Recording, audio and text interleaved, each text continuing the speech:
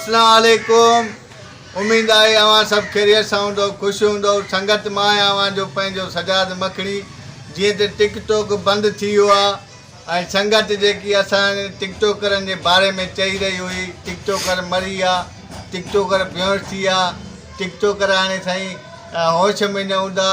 सो असां पंहिंजी नंढी कोशिशि करे वरी हीअ महफ़िल जमाई आहे। असां सां गॾु हिकिड़ो सुहिणो सिंगर आहे जंहिंजो नालो आहे साईंदाद ऐं सुरीलो आवाज़ अथसि। मिड़ई हाणे यूट्यूब ते तव्हां संगत खे जेको आहे असां इहे विडिया खणी ॾेखारींदासीं। अवां संगत जो साथ रहियो।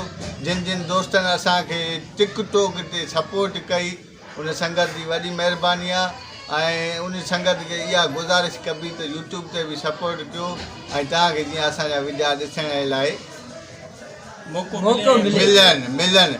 सो हाणे साईं जन खे चवंदासीं त असांखे को आवाज़ पंहिंजो ॿुधाए। हा, को सुरीलो गीत ॿुधाए असांजी संगत खे। ए सिजकर दे रो भरम हो मुखा दिल बर दूर हलियो वेंदो हो मन अर्ज़ नसीब फुल जो तूं मोकियो मोहब्बत जो त हलियो वेंदो। अब मोहब्बत है उस जे देर करे थोरो उबर अदा, सिज देर करे थोरो उबर अदा, न त जानती तो मुखां जुदा। सिज देर करे थोरो उबर अदा, न त जानती तो मुखां जुदा। सिज देर करे हो तूं उभरी पौंदे हलियो यार वेंदो ॾाढा पर अथस कोन मेलो थींदो। उभरी पौंदे हलियो यार वेंदो वॾा पारा अथस कोन मेलो थींदो।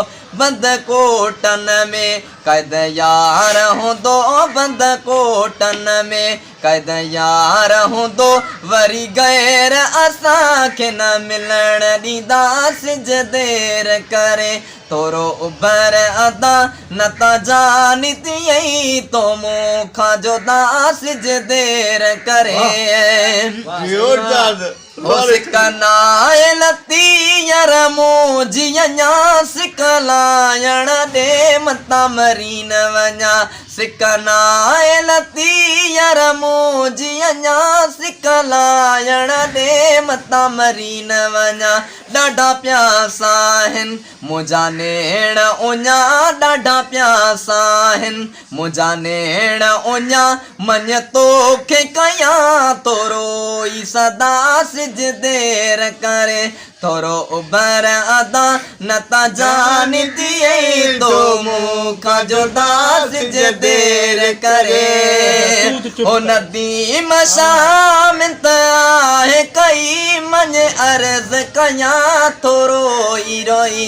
हो नदी मशामित आहे कई, ॾाढो अर्ज़ कयां थोरो ई रोई। बस कीअं हुजे अञा रात पई, बस कीअं हुजे अञा रात पई, वरी गैर असांखे न मिलण ॾींदा। सिज देर करे थोरो उभर अदा, न त जानती तो मुखां जुदा। सिज देर करे सिज खे जेको आहे न वॾी आवाज़ सां चयां त पोइ देरि सां सिज बाबा उभरंदो पाए टेम कंद थोरे ई आहिनि सिज खे। तव्हां वरी तारियूं दुख जो गानो आज करियो वरी तारियूं। अदा संगत तव्हांखे कीअं लॻो विझो कमेंट्स करे लाज़िमी ॿुधाइजो ऐं नदी छा कुझु चवणु चाहे कोई न कुझु थोरो ॿुधो। मां इहो चवणु चाहियां थो त ताड़ी तूं बि वॼाई। मां भले में संगत तव्हांखे वीडियो वणियो आहे त लाइक कयो ऐं कमेंट्स में ॿुधायो त कहिड़े क़िस्म जा विडिया हुजनि ऐं हीअ वीडियो कीअं लॻो, हिन अधे जो आवाज़ तव्हांखे कीअं लॻो। तव्हांजी वॾी महिरबानी आहे। इजाज़त वठां फुल तारीफ़ कराए जो टैलेंट ॿुधा।